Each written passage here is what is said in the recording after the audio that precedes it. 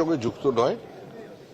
রাজ্যের প্রাক্তন মুখ্যমন্ত্রী এবং তারপরে তিনি মহিলা, তার একটা নির্দিষ্ট রাজনৈতিক উচ্চতা আছে। এই ঘটনার আমরা তীব্র নিন্দা করছি। এটা কাঙ্ক্ষিত নয়। কোনো সুষ্ঠু সমাজে এ ধরনের ঘটনা ঘটতে পারে না। মুখ্যমন্ত্রীর কার্যকলাপ সম্পর্কে তাকে কেউ স্লোগান শাউটিং করতে পারে, কেউ ব্ল্যাক ফ্ল্যাগ দেখাতে পারে, গো ব্যাক বলতে পারে, কিন্তু কোনো প্রাক্তন মুখ্যমন্ত্রীর গাড়িতে ইট পড়বে, কাদা ছুড়বে, চটি পড়বে, এতে পশ্চিমবঙ্গের মুখ উজ্জ্বল ভারতবর্ষের সামনে হবে না। এ ধরনের নিন্দনীয় ঘটনা পুলিশ ব্যবস্থা নেবে।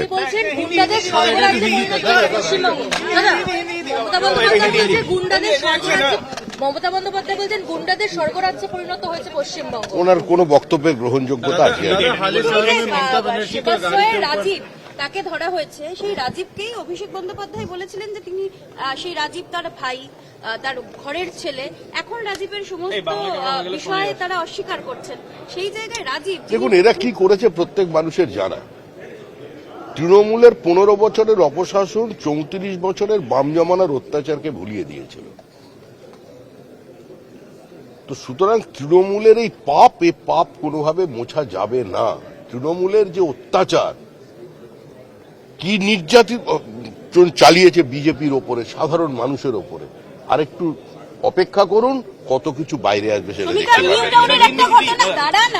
নিউ টাউনের একটা ঘটনা আপনি বললেন যে আপনার নাম করে কেউ কোনো প্রজেক্টে গিয়ে টাকা তুলছিলেন, আপনি পুলিশকে অ্যাকশন নেওয়ার জন্য বলেছেন। একটু যদি বলেন যে কি করছিলেন তারা? নর্থ বেঙ্গলের কথা আপনি বলছিলেন যে কেউ দলের নাম করে, না দলের নাম করে, আমার নাম করে আমার ক্লোন তৈরি করে ছবি দিয়ে টাকা বিভিন্ন জায়গায় সে টাকা চাইছিল। তারপরে যখন আমি সাইবার থানায় আমার অফিস থেকে কমপ্লেন করা হয়, দেখা যাচ্ছিল ফোনগুলো আসছে শিলিগুড়ি জলপাইগুড়ি থেকে, এবং অবশেষে সেই ব্যক্তিকে গ্রেপ্তার করা হয়েছে হাওড়া শালকিয়া থেকে। এরকম ভাবে আজকে সকালেও আমার নাম করে একটি প্রজেক্টে গিয়ে বলা হয়েছে যে রাজ্য সভাপতি বলেছে প্রজেক্টের কাজ বন্ধ রাখতে। তো আমি জানি না ঘটনার বিন্দু বিসর্গ। আমি পুলিশকে ফোনে জানিয়েছি যে এর বিরুদ্ধে ব্যবস্থা নেবে, এবং আমি মুখ্যমন্ত্রীকেও অনুরোধ করেছি, কারণ তিনি তো মুখ্যমন্ত্রী, পুলিশের দায়িত্ব তার হাতে আছে, যে যদি রাজ্য সভাপতির নাম করে কোনো জায়গায় আমার কোন লোক কোনো প্রজেক্ট বন্ধ করতে যায়, জায়গায় যেন অবিলম্বে গ্রেপ্তার করা হয়।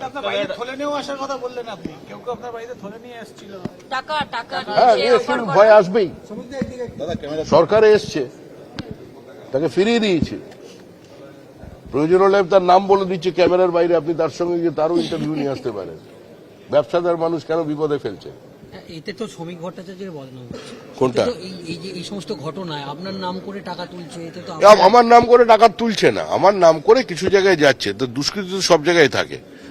আমি যদি এখন মুখ্যমন্ত্রী শুভেন্দু অধিকারীর নাম করে কাউকে ফোন করি যে শুভেন্দু মুখ্যমন্ত্রীর সঙ্গে আমার কথা হয়ে গেছে, আপনি ব্যবস্থা করুন, তাহলে সেটা মুখ্যমন্ত্রীর দায়িত্ব থাকবে? না, এটা ষড়যন্ত্র কিছু নয়। মানুষের লোক যারা এই ধরনের অ্যাটেম্প নেবেন, কারণ ক্রিমিনাল মাইন্ড তো সবসময় সব জায়গায় থাকে, যারা এই ধরনের কাজ করবেন তাদেরকে কিছু উদ্দেশ্যে বার্তা দেবে, এবং তাদের উদ্দেশ্যে যারা ধরুন রাজ্যে বিনিয়োগ করছেন, রাজ্যে বিনিয়োগের ক্ষেত্রে কোনো জায়গায় কোনো এক্সটর্শনের ঘটনা যদি ঘটে, শুভেন্দু অধিকারী তার বিরুদ্ধে কঠোর ব্যবস্থা নেবেন, এবং তিনি নিয়ে চলেছেন। বেশ কিছু জায়গায় গ্রেপ্তার করা হয়েছে। সুতরাং এখন এ ধরনের কয়েকটা বিচ্ছিন্ন ঘটনা, এটা যে চারিদিকে কেউ তুলছে এরকম কোনো ঘটনা নেই। দু এক জায়গায় ঘটছে, আমরা সেখানেও সতর্ক থাকছি, কিন্তু এই ধরনের দু একটি বিচ্ছিন্ন ঘটনাকে কেন্দ্র করে তৃণমূল তার 15 বছরের অপশাসন, তাদের লুট, তাদের অত্যাচারকে যে আড়াল করতে চাইছে, সেটাও তারা করতে পারবে না। অপরাধীদের মাটির তলা থেকে আমরা টেনে বার করবো।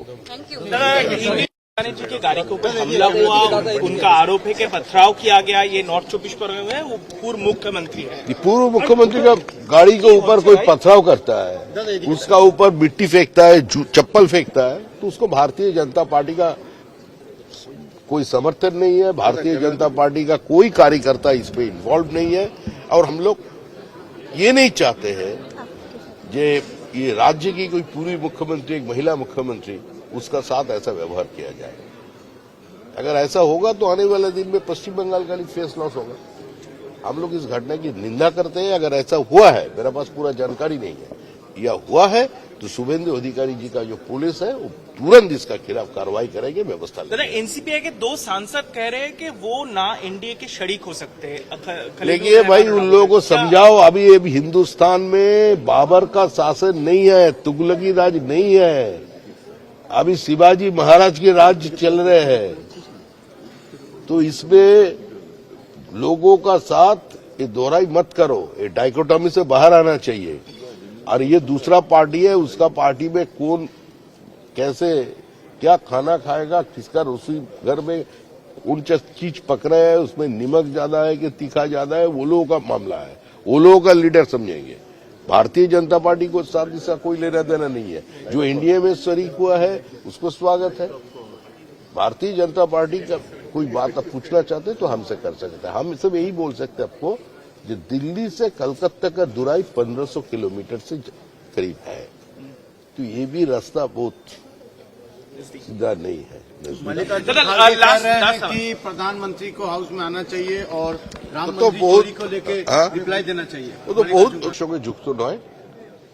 রাজ্যের প্রাক্তন মুখ্যমন্ত্রী এবং তারপরে তিনি মহিলা, তার একটা নির্দিষ্ট রাজনৈতিক উচ্চতা আছে। এই ঘটনার আমরা তীব্র নিন্দা করছি।